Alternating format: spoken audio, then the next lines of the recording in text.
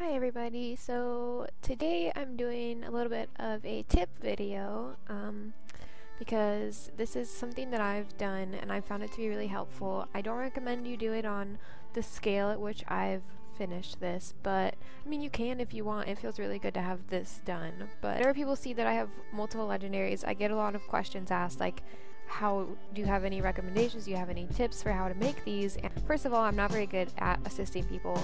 I'm really bad at putting my way of getting legendaries kind of like into words and making it sound rational. But the tip that I always give is do your map completion. Like map complete first while you're working on everything else. Make sure, because when you're map completing, you're going to get karma, which you need for obsidian shards. You're going to get materials that you need probably for your legendary. You're going to get experience and levels, which will give you skill points, which you need, and you'll get your gift of exploration, which you need as well. And so you're just kind of, as you map complete, you're accumulating a bunch of other stuff that you need for your legendary.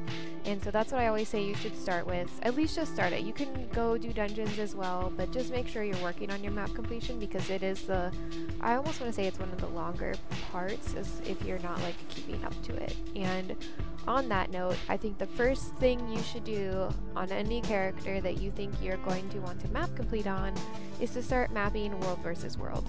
I have a lot of friends and myself who have been stalled at the end of a map completion because we haven't mapped world versus world. And so there's always like that one vista and one tower that you just can't get because you're not that color, your server's being crappy this week and you just can't get that. Or there's one garrison that you need that your server just can't manage to push into. And so I decided a while ago to take every single character of mine, all 28 of them, and finish map completion in World vs. World. And how I did this, yes, it sounds insane, but you know what?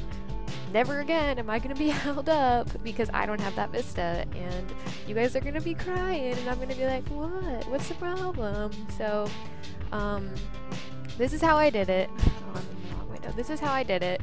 So in every borderland is the same.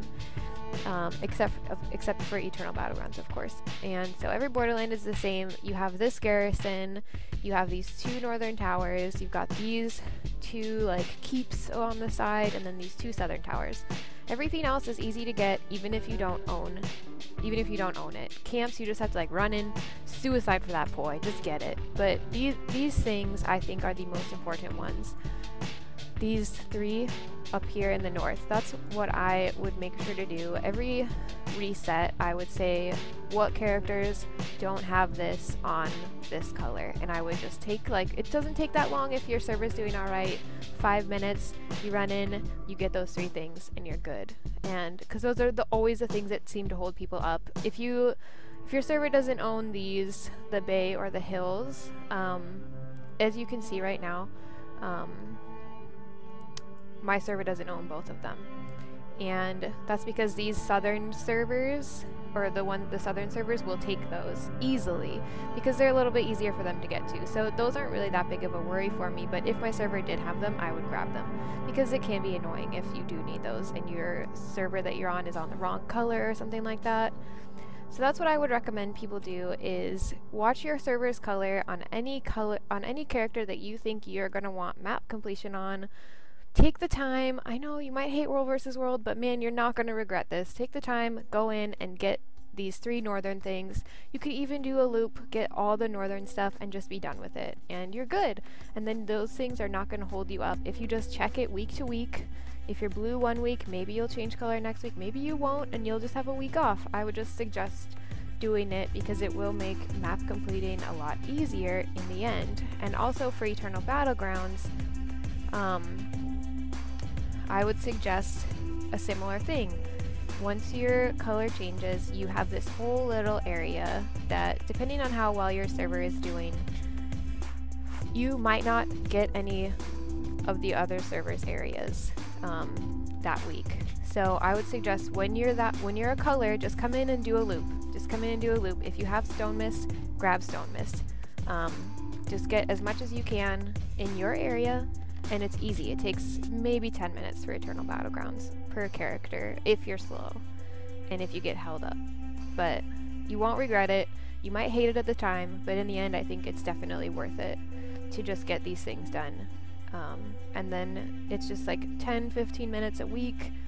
You just get in there, you do it, and you're done. And then it's not going to hold you up once you finish all the other maps. I think it's definitely worth it to keep that up and keep it going. Like I said, I had a miserable month and a half, but I got every character through, and now I don't have to worry about it anymore. And also, lots of Black Lion keys, because completing these gives you normal map completion rewards, which is either a transmutation charge or a key. So if you complete these maps, which they're not difficult to complete, they just take a while because you have to wait to get certain things, but they're not difficult. So I think it's definitely worth it. Doesn't take that long a week. I say go for it, and I know it sounds kind of crazy because people are always like, but I don't plan on map completing on that character. But maybe someday you will, and then you'll have the hard parts of World vs. World done, and you won't have to worry about it. That is my tip for today. I hope people found it useful. I know, like I said, it sounds like kind of like a crazy, insane thing to do, but it's worth it in the long run, I think, and I think you should do it. Just get in there and run away. Get really good at running, because you're going to get chased. So bring all your running skills. Yeah, and have fun. Good luck. Don't get ganked. I almost forgot. I wanted to recommend a website for people that are struggling with finishing their World vs. World map completion. This is what I use when I was trying to finish my last couple that were being held up, as well as when I was doing this strategy that I just described. It's called WvWintel.com. I'm going to have a link in my description below, and it's pretty awesome. You just select your server, and I put it up on my other monitor, and it's really nice now. You can even have it can like ding at you when something happens, so if you can just be doing whatever you want to be doing, and then keep that up somewhere, keep an eye on it, look if there's anything you're missing. It's real time, it changes when something gets taken, so you just keep an eye on it. Maybe you turn on the sounds, it'll ding at you when something flips, and you can be like, is that what I need? And if it's not, you just continue what you're doing, and if it is, you just get in there and you grab that thing. So I'll have a link to that down below, and it's really helpful. I recommend that as well. So once again, goodbye guys, I'll see you on Sunday.